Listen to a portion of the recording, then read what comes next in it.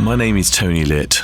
I'm the MD of Sunrise Radio, and it's my immense pleasure to bring you the official Sunrise Radio podcast. We are the #1 commercial Asian station in the United Kingdom, with many firsts to our name, and we continue to be the voice of British Asians who have given us their love and loyalty over 30 years. It's a legacy we cherish and a responsibility that we don't take lightly. Our aim has always been to entertain the listeners with the best of Bollywood and Bhangra, while also addressing their concerns. A real voice for the community, a vibrant community, and a great nation. We are proud to be British and Asian. This podcast is a compilation of some of the things we do on the station, with a stellar lineup of presenters who each have their own personality and style. It's entertaining, informative, engaging, and we hope you will enjoy it here as a podcast if you are unable to tune in to the radio. Don't forget to subscribe and tell your family and friends about this podcast, and do leave us a comment on what you think. We'd love to hear from you. All the best always. Team Sunrise. The UK's biggest station mix. Sunrise Radio. Hey, my name is Shabnam Sahi. Welcome to the official Sunrise Radio podcast. I'm on your radio weekdays from 9 a.m. to 12 noon. If you've heard the show, you know what to expect from it. But here are some exciting, interesting Bollywood stories that you may have missed. This time round, served up as part of our official Sunrise Radio podcast. Enjoy. Joining me live in the studio, I've got Mr. Pravin Pattni and his son Jaysal Pattni of Minar Jewellers. It's always a pleasure to have you both in the studio. Thank you so much for your time once again. Thank you, Shabnam. Now, you know what? Your CVs, I know every time we chat, it gets sent to me and it runs into pages and pages, and I feel that it is impossible for me to give my listeners a sense of how accomplished you truly are, other than what I can say from personal experience is that, you are hugely respected and much loved by your clients and by your peers. And I think in any profession, that has to be the ultimate hallmark, benchmark, the 24-carat seal of approval from people who deal with you. So, I'm just going to put this aside, although it says that, Mr. Pattni, you have been, retailing jewellery, 18-carat gold diamonds, 22-carat gold Asian jewellery for the last 48 years in England. And of course, you previously started in Kenya. And yours is a 4th-generation business as well. Jaysal is here to testify that. And Jaysal, you joined your dad some years ago, and you are a diamond expert, and you have commissioned many, many special pieces of exclusive jewellery. One of them, a bangle valued at, correct me, is it £55,000? Hi, Shabnam. Yes, that's right. We had a special client who made a wedding anniversary gift. Yes. And this one was one which we specially commissioned with this elephant design, studded with diamonds and emeralds and rubies. So really a special piece. And I think those are those special pieces that really mean so much to us as well. Absolutely. Now, let's start with something. Tell us a bit, for those who perhaps are tuning in for the first time, give us a sense of what Minar Jewellers stands for.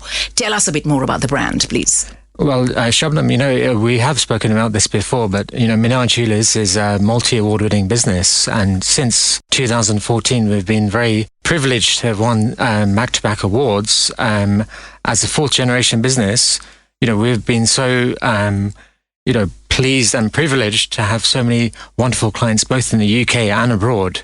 In 2021 and 2022, we were voted as the top 100 Inspiring Independence by our Jewellery Journal. A recent award, it's just something completely different from our normal business awards that we've won for customer service and for being the best independent retailer in the country, is one for a special project that we did for a local South Thames college. And what we did is we encouraged the art students to design our window for Valentine's Day and the King's coronation. And what these students had an opportunity to do is actually come into our showroom, handle the jewellery, and actually display the jewellery with a little artistic flair. How exciting it must be even for them, right? To be able to do this for... Exactly. And I think, the beauty of what our business allows us to do in South London is that we are able to connect with the local community. And there's so much talent there, to be able to give them that opportunity, or first opportunity to work for a business and be able to really showcase their talents. Yes. We love that. We absolutely love being able to give them that opportunity.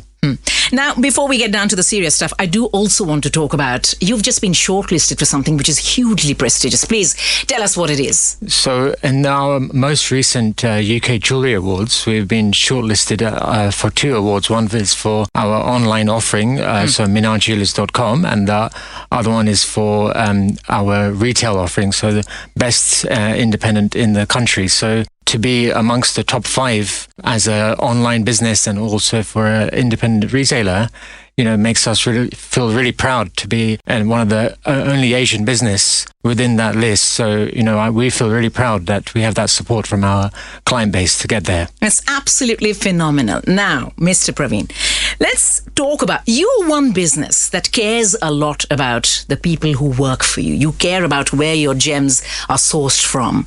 And you care about growing an ethical and sustainable business in an environment that actually, talks about the welfare of those working down the line in the chain. How do you do that? And it's absolutely amazing that, you bring it up each time we have a chat, because you're a business that, again, not just cares about what you're dispensing to your clients, but cares about how it is being given to them. I think for the benefit of Sunrise listeners, I think when we talk about Responsible Jewellery Council, it doesn't have a lot of meaning. What it is it's a statement of intent by an independent retailer like us to say that we do care for those people who work within our industry.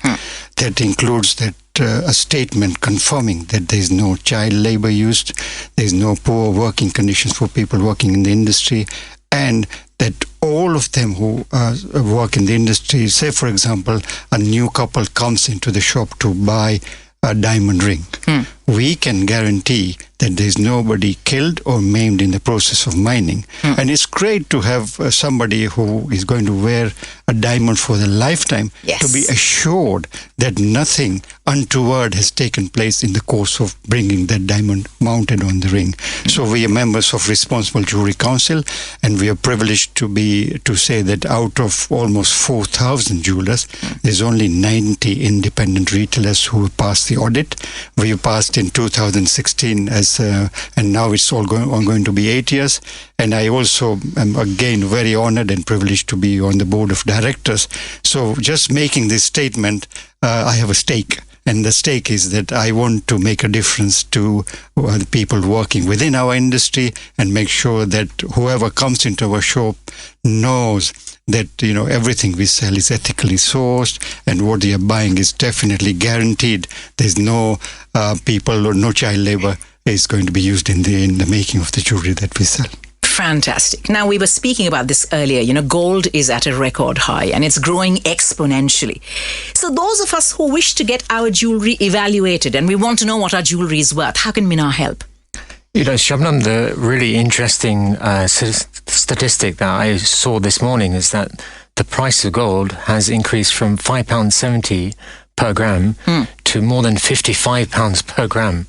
That's an equivalent of almost 865% increase. Goodness me, yeah. Since 2000.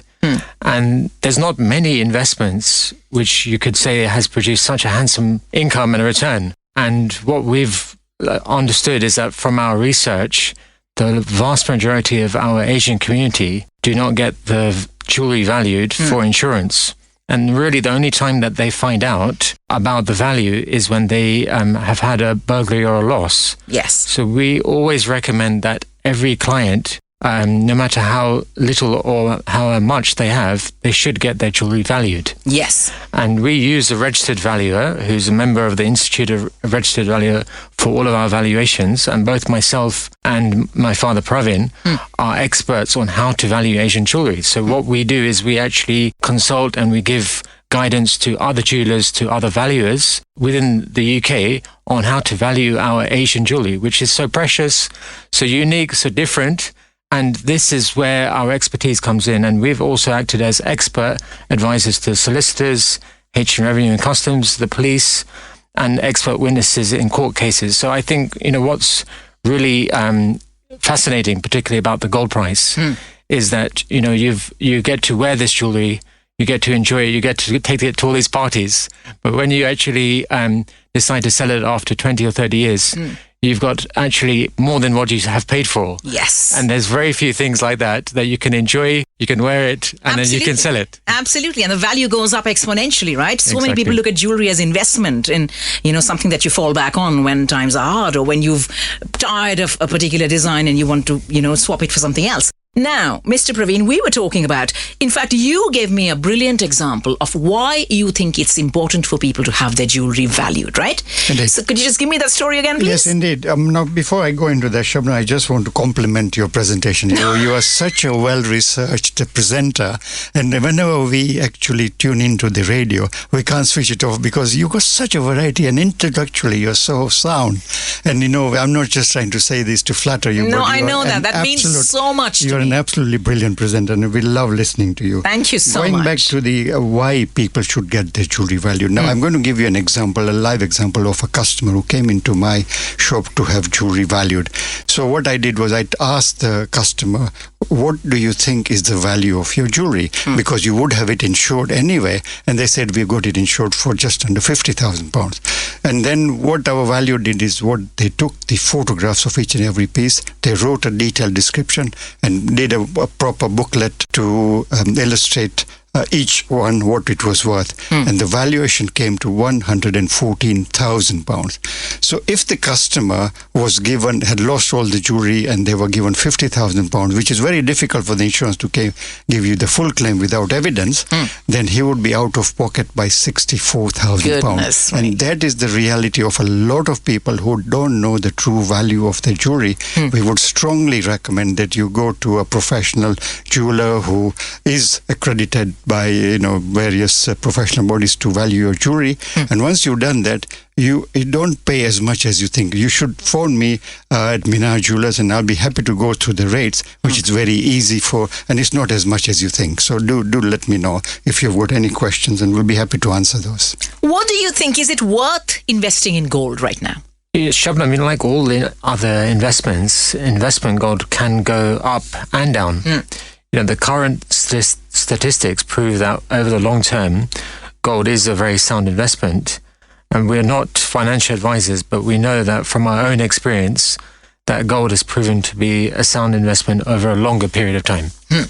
Now, let's talk about lab-grown diamonds. We were, discussing earlier that it's important for listeners to know the difference between a real diamond and a lab-grown diamond. What would you say about that? So, with diamonds and lab-grown diamonds, as the expression goes, diamonds are forever. So with laboratory-grown diamonds being abundantly sold on the market, really a lot of our customers want to know the difference. So the chemical composition of both natural and laboratory-grown diamonds is exactly the same. And as the name suggests, lab-grown diamonds, they are manufactured in a laboratory. Therefore, you can buy a larger diamond for a much smaller budget. So an example would be if somebody says, I've always wanted to go for a 1 carat diamond ring. Yeah. You could get a 1 carat lab-grown diamond ring for under £1,000. And if you went for a 1 carat natural diamond ring, you'd be paying £4,000 to £5,000. Wow. So that's really the difference. Yes. If you've always wanted to get something such a big piece or a statement piece of jewelry, you don't need to now wait for your partner to buy that for you. Yes. You can actually come in and buy that yourself. Absolutely. Now, gold, diamond, these are both valuable commodities. What would you say to listeners when they're buying gold and diamonds? What is it that they should be really aware of, and what should they look out for? So very quickly, it's important to understand that the UK hallmarking law states that all gold jewelry over 1 gram weight must be hallmarked by one of the 4 assay offices in the UK. So if you go to a jeweler, it is actually illegal for a jeweler to sell anything over 1 gram without a hallmark. So make sure that you ask the jeweler for the hallmark, and the hallmark consists of 4 marks. You got the sponsor's mark, who made it. You got the quality mark, for example, for platinum is 950. Then you got which assay office marked it, and then you got a date letter, which is not compulsory, but it's still there's 4 marks. So ask the jeweler to show you all the 4 marks, not just one mark which says 916. That only says it's a stamp which is done by workshops. It's important to know that a hallmark consists of 4 marks. If you go to a professional jeweler, they will have everything hallmarked. And I strongly recommend that you go to accredited jewelers when you buy your jewelry. At least you get what you're being told you're going to get.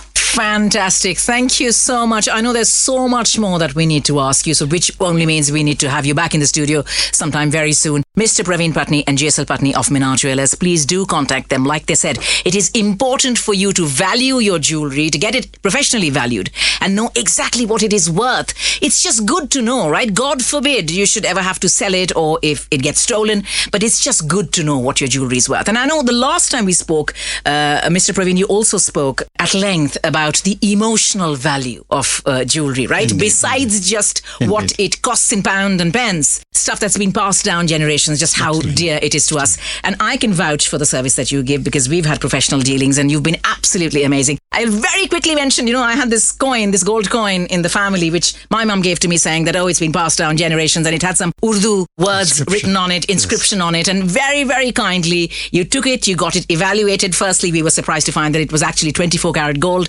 and you gave me the historical context, the reference, how rare it was, etc., etc. I was absolutely blown away by your service. So truly, I'm giving you a personal recommendation, and it's always a pleasure to see how much you care about ethics in your business, how much you care about the service that you're dispensing. Perhaps that is why you're fourth generation jewelers, and may you thrive for years and years to come. Thank you so much. Thank you. Thank you so very much, much, Shabnam. That's very flattering, but we are there to advise the customers what they want. We do a lot of heritage jewelry repairs just for the benefit of Sunrise listeners. If you got something which is very valuable to you, emotional, love, which has been passed on to for generations, and you can't wear it, come and talk to us. We'll sort it out for you.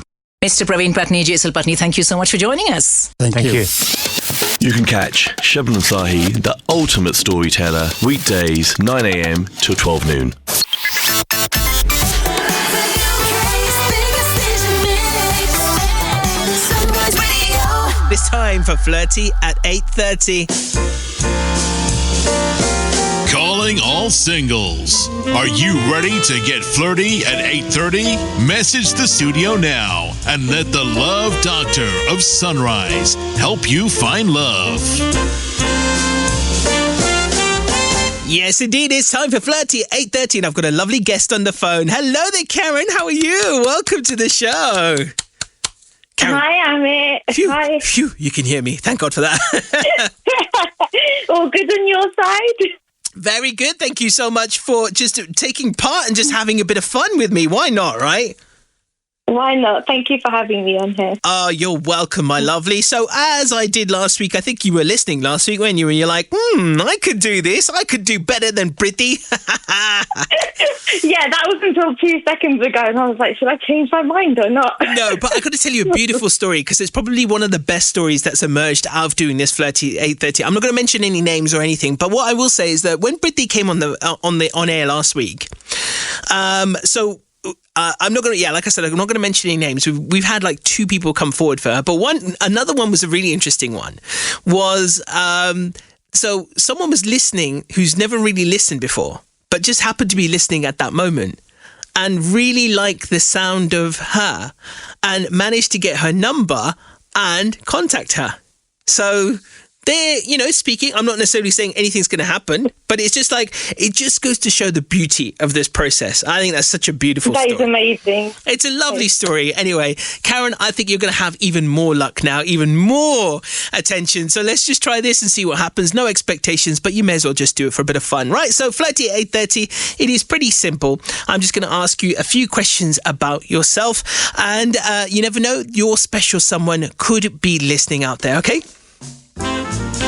Yeah, I'm ready. You're ready. You're ready for it. That's it. There was an Ready. apprehensive ready there, but that's fine. It's fine. It will get easier as we go along. Okay, so, actually, before I ask you the first 5 main questions, let me just tell everyone. In fact, you tell everyone what's your name and where you're from and how old you are. If you want, you can fudge a tiny bit of the details if you don't want to tell everyone where you exactly live or your exact age. Yeah, my name's Karen, as Amit has kindly mentioned. I'm 39 and I'm from Essex. Nice. Okay, Karen from Essex. So, first question for you, right? If I were to ask you this, how would your best friends describe you? So, not you, but if your best mate was on the phone right now, how would they describe you? So my friends would say that I'm adventurous, Like bubbly, fun. I think I already mentioned in the chat, group chat, comedian. You're a bit of a comedian, eh? Okay. Bit of a comedian, yeah. I'm willing to go out of my comfort zone. Oh, I like that. That's a really good description. That's really cool. That is willing to go outside comfort zone. I like it. All right, second question for you. What is one of the main things that you hope for in a partner? That means, like, in terms of quality, just the one key thing that you're looking for. Just one key thing, Amit. It's a bit hard. I know. It's very hard to narrow it down to one thing. But, above all else, they've got to have this one thing. Like, for example, you're quite open to you might be open to a certain type of look. You might you might like a guy with a beard, or you might like a guy with bald hair, or a certain type of look. But there's one thing in particular which you're like, no, they've got to have that. It has to be communication, Amit. Communicate. That's always a big one for women, I tell you. Communication, definitely, yeah. I hope the gents out there are paying attention to this, right? Because, how many women come on air and say communication is a big one? It's humongous, lads. You've got to learn to communicate. And that means not just listen, but to converse, to hold a conversation, how to create a conversation. All of the above, that's what communication means. It doesn't mean you be a good listener. That's quite boring, actually. You've got to learn to communicate. That is have fun, converse, You know what I mean, right? Am I right? You tell me. That is right, Amit. And not just words, actions too. Oh, yeah, absolutely. You never listen to a guy's words, you always listen to his actions, I'm telling you. All right, question number 3. Your date decides to sweep you off your feet anywhere in the world. That means that you would be putty in their hands. Where would you want him to take you? Oh, it has to be somewhere hot. Hot. Somewhere hot. Any particular place in the world, like, does that mean, maybe South Africa? Does it mean... I'll let him pick, Amit.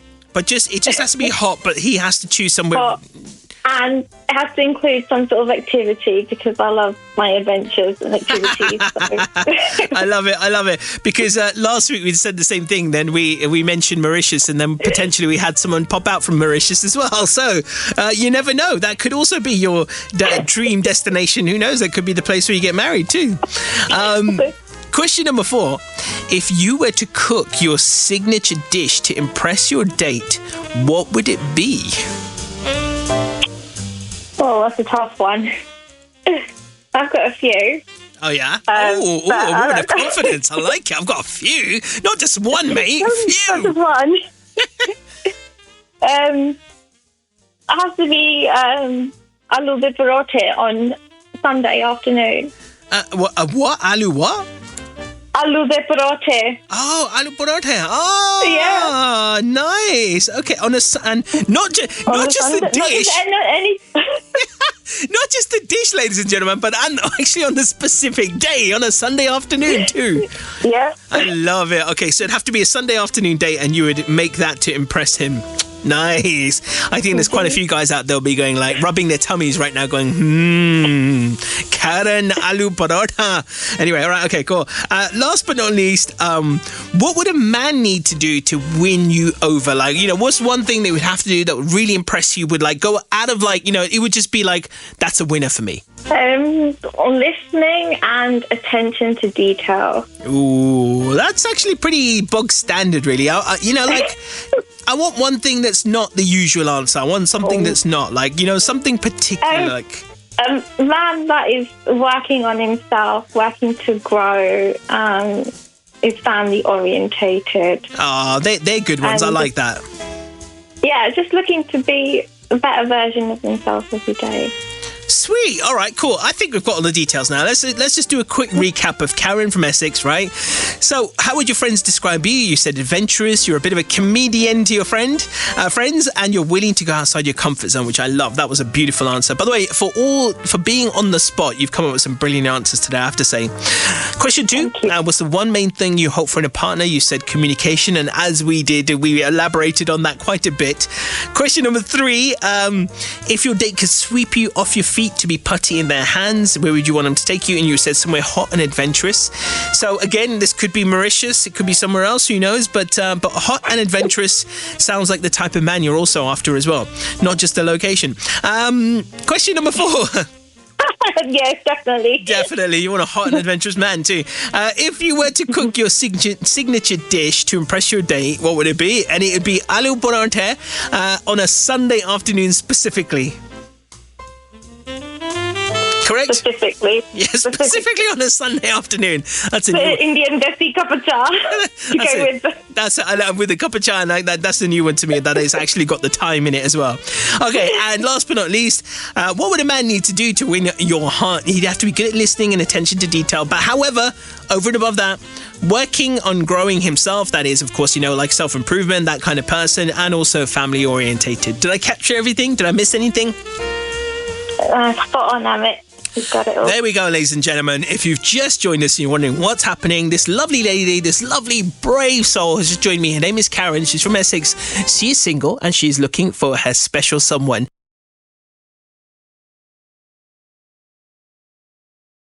If you're single and you happen to like the sound of Karen, get in touch with me. I'll put you both in touch. And you never know, or you might have a single friend or a relative or a brother or a cousin or something that may also be perfect for Karen. Then get in touch. Let me know. Karen, can I just say, you are a superstar for coming on it and just having a laugh, being brave and just having a bit of fun. So well done you, my lovely. You are awesome. And I truly hope... This has been fab. I truly hope you meet your Prince Charming soon. Ladies and gentlemen, you know what you got to do, and that was Flirty at 8:30, and that is how we do.